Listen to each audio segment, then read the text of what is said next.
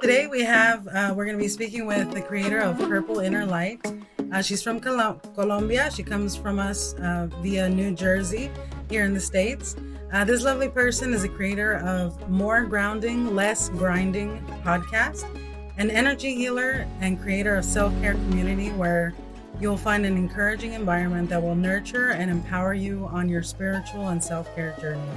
Please welcome our lovely Adriana.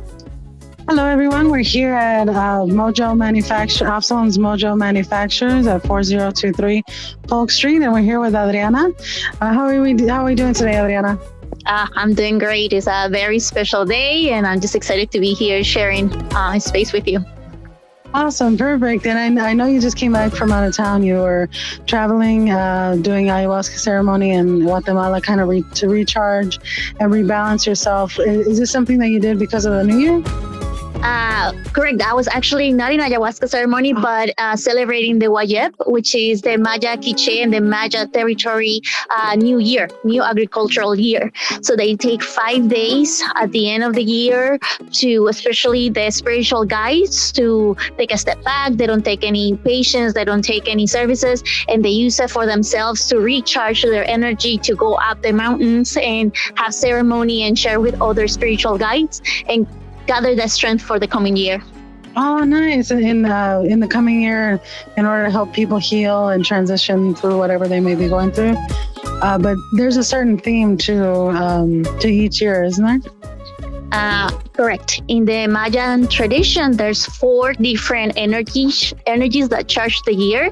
We finish Kieh, which was a deer year, which we asked for strength and stability. And now we are in an year, which is traveling, which is the road destiny. And so you guys probably have already felt that since February 20th in the Gregorian calendar, there has been a lot of movement coming up in our lives. So any type of traveling, any type of business endeavor or merchant wise activities are very welcome in this year of E.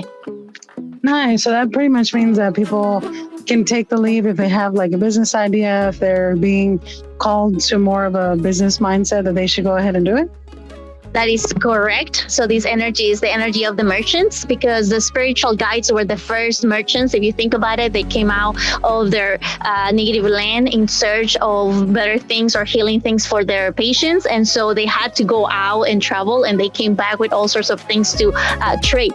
That's why. And it's also the year of the white path, because we're really looking to work on our spirituality as well. So all those things are highlighted. And if you feel called to any of those or all of them, yes, you're right on time. Oh, that's perfect. So like when you go into this new year doing things like that, do you feel like it's necessary for people to set the intentions for their new year, and like if they decide to follow the Mayan agricultural new year or even the Mexica new year that's coming up in on the 18th, just the continuation of the celebration of the Mexica new year? I agree. I think we all should honor the different stages of life, and honoring the ending of a cycle and also the beginning with intentionality, with ritual, whatever makes sense for you, and whichever day makes sense for you. It's helping you connect with Mother Earth, with the cycles, with the seasons. So at any point, whatever calls to you, follow the heart, follow your spiritual path, because you're right on time. Oh, that's perfect. And this is something that you pretty much teach a little bit more about in your podcast, right? And I have a podcast called More Grounding, Less Grinding. And I started it back in July of last year. And around the same time, I started working with the Mayan calendar as a way to organize my energy day by day. It's a beautiful way to connect to Mother Earth, to the cosmos, to the abuelos and my abuelas.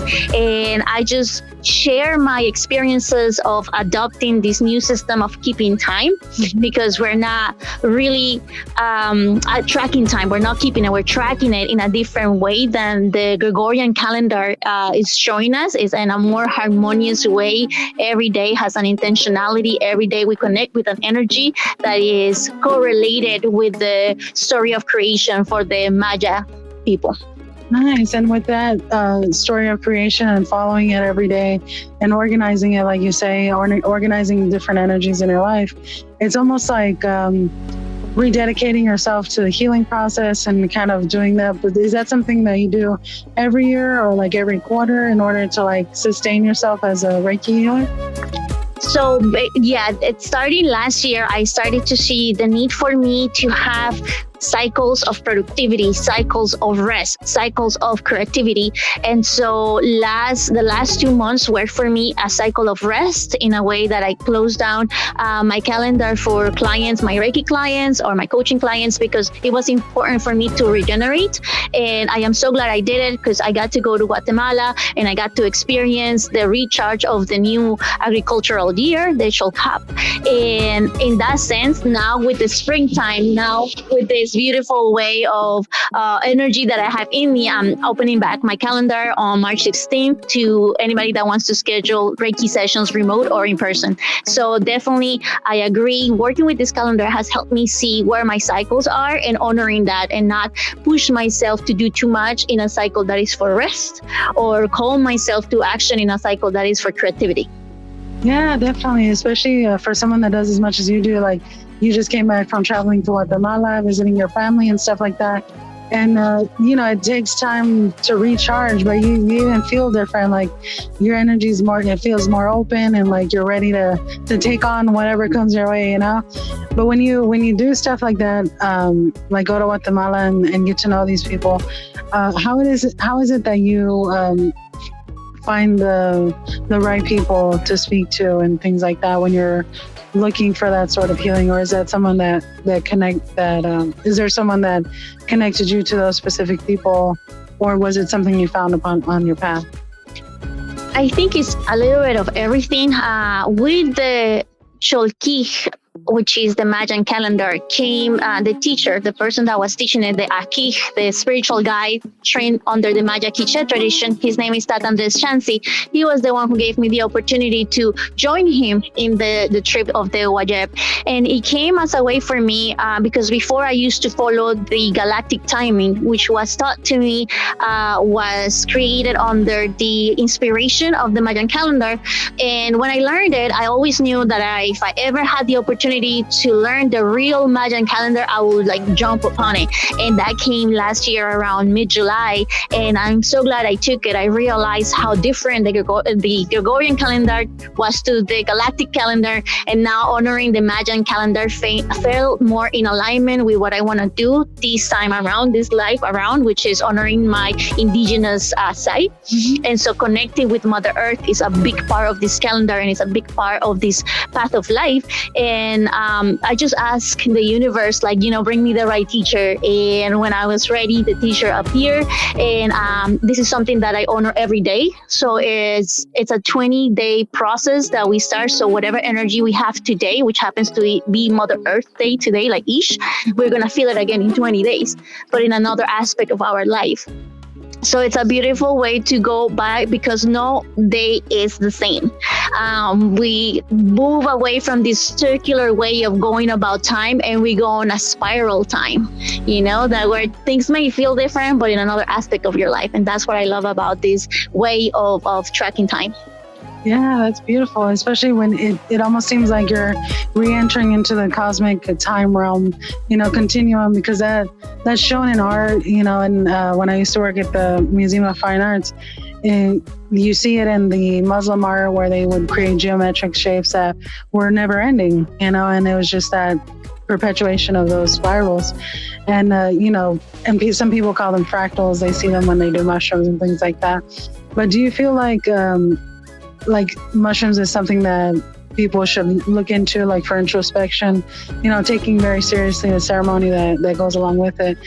Do you feel that's something that people should look for, or something people should wait to get called to? So in my spiritual journey, I was very blessed to come across people that taught me how to sit in sacred space with medicines. I have been able to sit in ayahuasca or yahe ceremonies. I've been able to sit in mushroom ceremonies. I've been able to sit in cambo, in bufo. And the best advice I can give you is to let the medicine call you, to not jump into this wagon of wanting to try everything, especially nothing all at the same time. I know it's gotten very popular to have these festivals where they can try 3 different medicines. I did it, and it took me I did like 3 medicines right around the same time, and it took me about 10 months to integrate all of that knowledge, because the way I read somewhere, it was actually the detox tribe that explained it this way, is having like 4 different teachers yelling at you their wisdom, and so it can get so overwhelming to integrate that you really gotta sit with yourself and wait for the right practitioner. So research the right practitioner for you, the right energy for you, and just follow that path. Because I did jump on I want to heal so fast and I want to take all these medicines, and yeah, unfortunately it comes at a price. So I'm at a point right now where I only sit with the medicine when I feel called to. And that's a beautiful way, because you're not looking for it.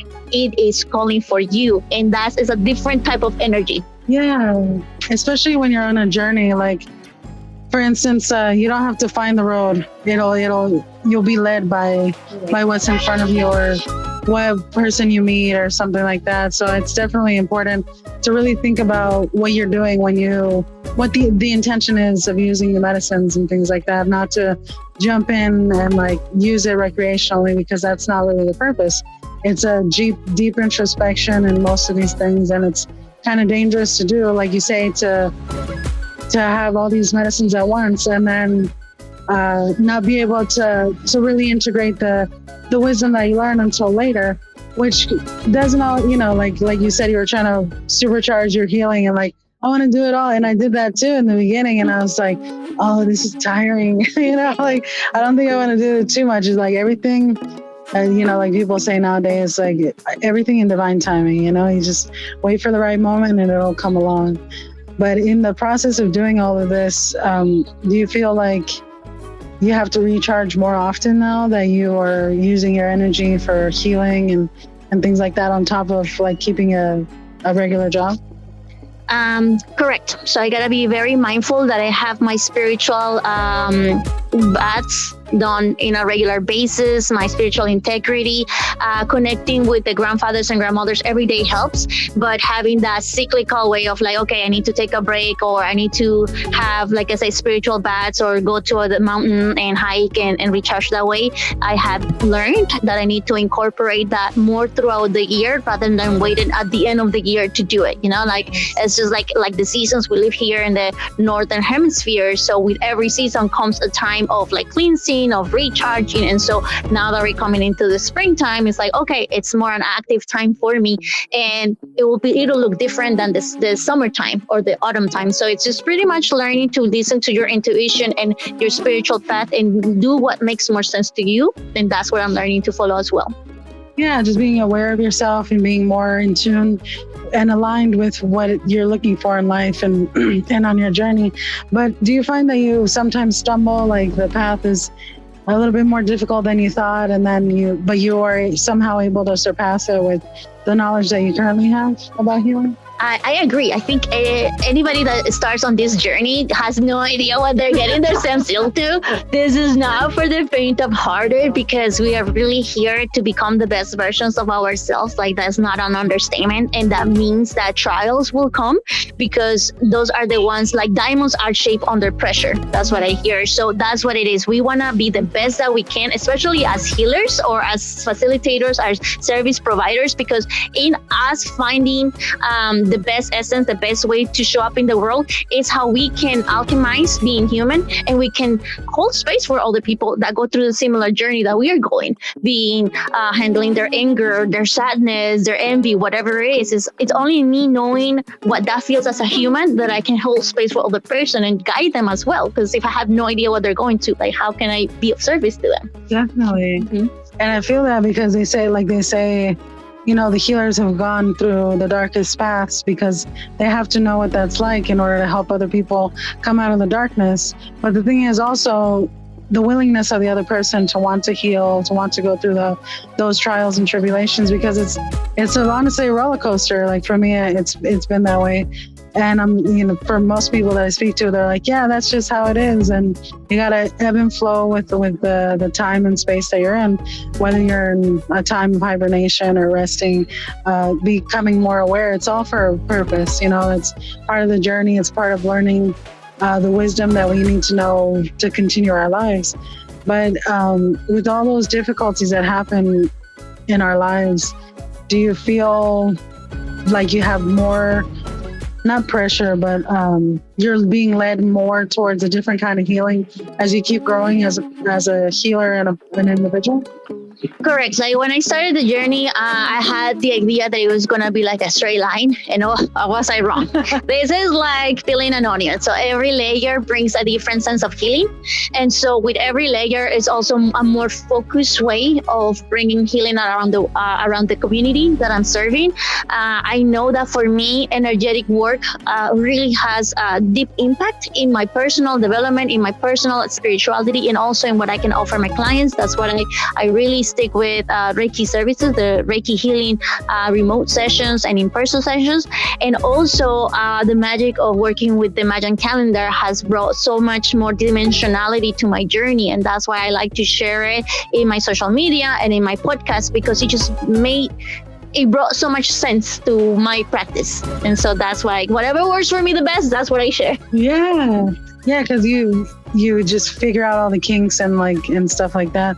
But with the podcast that you have, like I've listened to it and it's just so calming. Like you guys should listen to it. It's on Spotify, right? Correct, and Apple Podcasts. And Apple Podcasts and some among other spaces.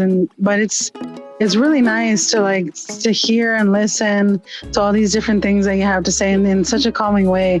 But it's like it's almost like the ARSM videos, or where it's like you just really, really calming. I definitely recommend people to go and check it out, because it's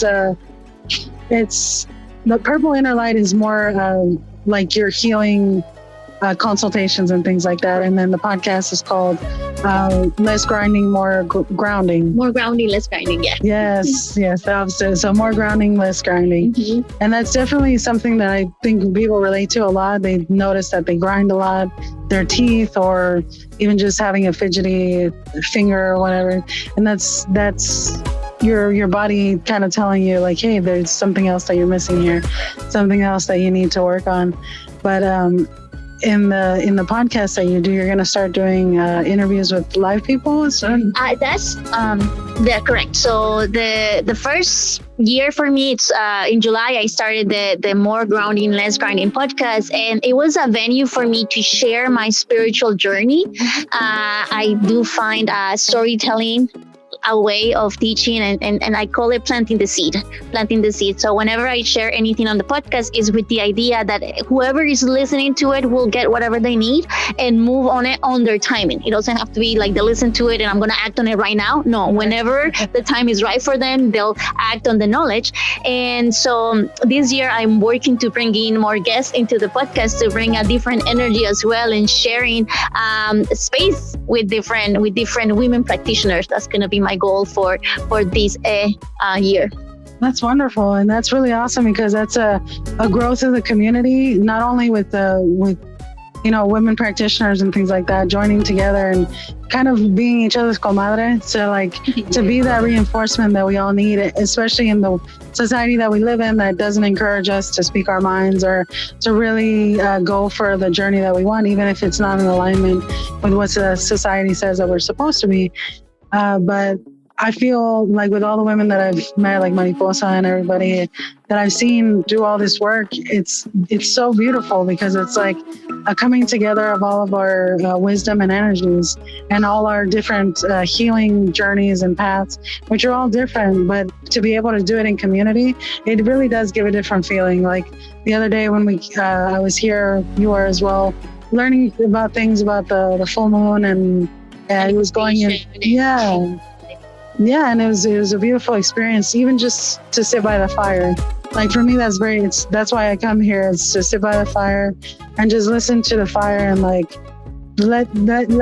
thoughts come through my mind and things like that. But when you come to these events, you come to learn and things like that. You do the workshops. But do you plan on doing any workshops of your own soon? Because I know you've done them before, right? Correct. So I like to teach people about ancestral veneration, and those are the workshops that I focus on people feeling comfortable in setting altars for their past loved ones on their own home, honoring them, feeding their light in an effort to give life to their lineage, and just to kind of give space and give energy to that line of healing, because healing can take so many different dimensions and forms, and so sometimes we forget that generational trauma is real, that it's important for us to honor it, that if we're here with the emotional space to heal it, it'll bring so much light to our ancestors. So that's what I like to teach in my workshops. And yeah, I'm working on getting a date. Definitely share with you when I'm ready, because I love holding that space for the community and allowing the part who wants to come through, and through songs and through sharing a cup of tea, just listen to their messages. It's really soothing. Yeah, definitely. And when you do the ancestor veneration and things like that, some people have an altar, but are these like the statues or like the things that represent the things that they used to like? Are these necessary things to call them in, or can you just, sit and just call to your ancestors in prayer? Well, that's one of the first things that I mentioned, is that if you have a white candle and a glass of water, you already have an altar that you can honor and pray to them. And what I give is options that they can add on to the altar at whatever comfort level they're in. And the more I learn about spirituality, is the more intention that you put into things, the more energy that you see, the greater the result. Because intention and energy go somewhere, and that's where it grows. And I just give them a space to learn, and to say, hey, it's not that difficult. We can do this. And the more you do it repeatedly, the more benefits that you'll reap. That's the way I see it. But as simple as a white candle and a glass of water, that's all you need. Nice. And these are all things that you were called to venerate and along with spirits and things like that. But when you choose the spirits that you want to venerate and speak with and pray to, how do you make that decision? What differentiates one saint from another, or spirit?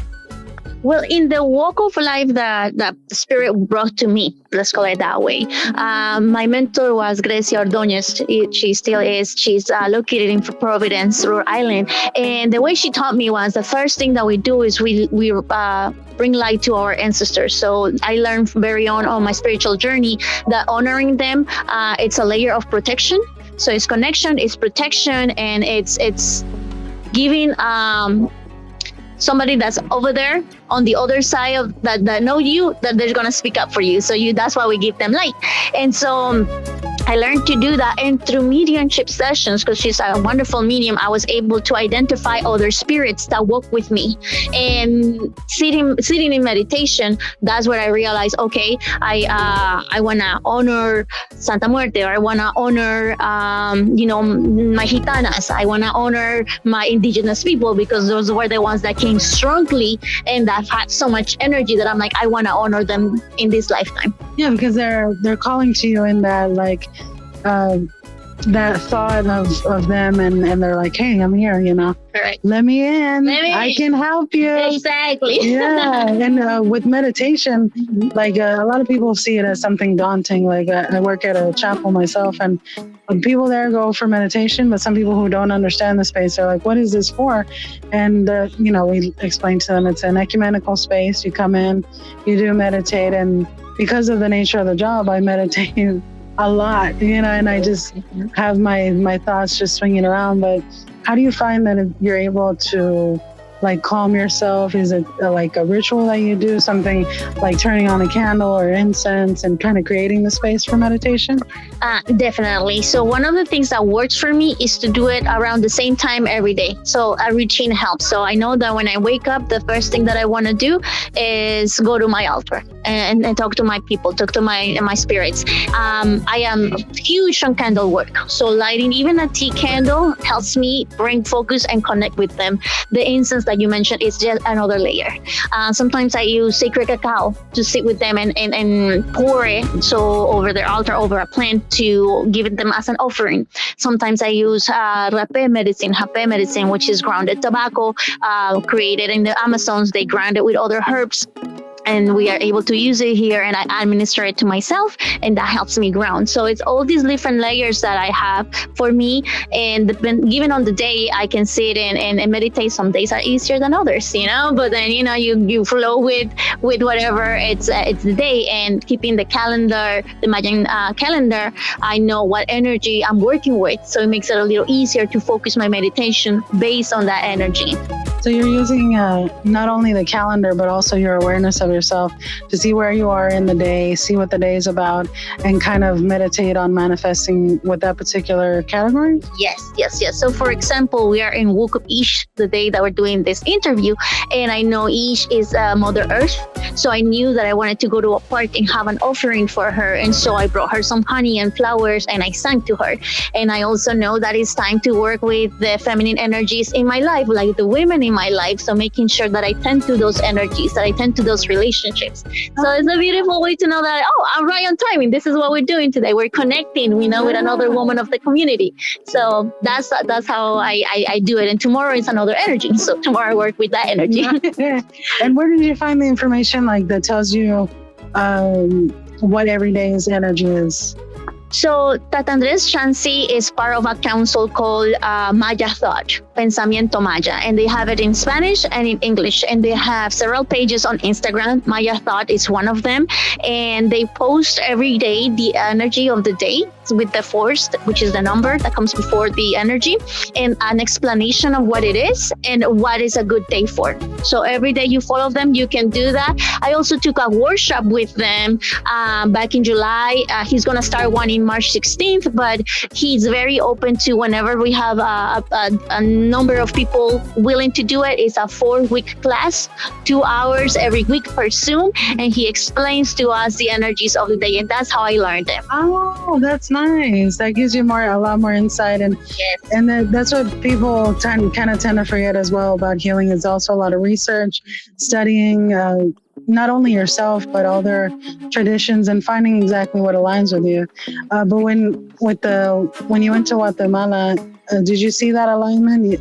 Because it's a little bit closer to Colombia, like where your family's from and things like that. Did you feel more connected to those people as well? It was actually very beautiful because the first day I kept telling them, I feel like I'm back home. There was such a familiarity. Yeah, such a familiarity to the territory because we were in the highlands, and where I was born in Colombia, it is the highlands as well. So a lot of the foliage looks similar, or like the terrain. And I was just feeling like, I feel like I'm back in Colombia, and I'm back in Guatemala. So yeah, I felt a lot of that connection to the land, and it was a beautiful reminder. That's wonderful. Mm-hmm. Yeah, and for you to be able to bring that energy back here to Houston, it's really awesome. And like us being able to get together, like you said, on a day that's good for connection with women and things like that in the community, which I'm also going to be doing later. I'm going to go get a massage and stuff like that, because I want people to see, not only like get to know different people and what they do, but also for them to see the effects, and I'm hoping to get a good effect from that, and also maybe get some Reiki services from you and stuff like that. Yeah, and it would be great, I think, as I can learn something about myself, about my energy and things like that. And I encourage our listeners to do the same. If you, like you were saying, if you wake up in the morning, instead of looking at your phone, take a moment for yourself, check in with yourself. How did you sleep? What were your dreams like? What do you feel the day is bringing to you, So we can all have like a holistic experience in every day and not allow the mundaneness of life to get to us, of society and things like that. Because if we allow that to happen, then we're going to end up in a whole different space, you know? Looks to everything that you said. I think so important to create that morning space for you to set intentions, to check with yourself. Everything that you just said resonated so good with me because it's part of the self-care, you know, and then self-care is not only the physical body, it's also the spiritual body, it's also the emotional body. And so knowing yourself is one of the greatest conquests that you'll have, and that happens day by day. You know, you don't learn yourself just on one go. Yeah, that's true. Because then you end up going through a whirlwind of finding all this wisdom and not knowing what to do with it, you know, and kind of like yelling to the universe, just to stop. Just give me a second. Yeah. And it's funny because like that's when you learn the most, I feel like, when you're put under pressure and things like that. But hopefully, you know, you guys will listen to her podcast and check it out, because it's so calming. It's just so wonderful to take a look at. But I look forward to getting to know people that you know as well in the podcast, people you interview and stuff like that. And hopefully we'll see you on the network that Absalom now has with the radio. So yeah, perfect. Yeah, definitely. And we'll tell people where they can find your podcast and your Reiki services. Yeah, so like I mentioned before, I just opened back my schedule. I am working on a sliding scale starting at $75 up to $160, whatever you can pay on that range. Everybody gets the same service. It's a 1 hour remote Reiki session or in person if you're in the Houston area, or if you're in a city where I travel to. I let people know on my social media. I'm on Instagram as Purple Inner Light. You may email me at purpleinnerlight@gmail.com. And the podcast name is More Grounding, Less Grinding. The link is all on my bio on my social media. And I look forward for any comments, any suggestions. I do have a newsletter that you can sign up via my bio on my Instagram. And yeah, I'm here to be of service to the community, and I'm very excited to meet new people and to offer my services to them as well. Yeah, that's awesome. Well, it was really nice talking to you today, and I'll be sharing the link tree to all the services that you offer, because it's quite an abundant array of really awesome stuff that you do. So you guys keep connected, and we'll see you soon. Remember to follow us on Facebook and Instagram. On Facebook, you can find us under Finding the Healer Within, and Instagram at Finding the Healer Within 432. See you around the fire.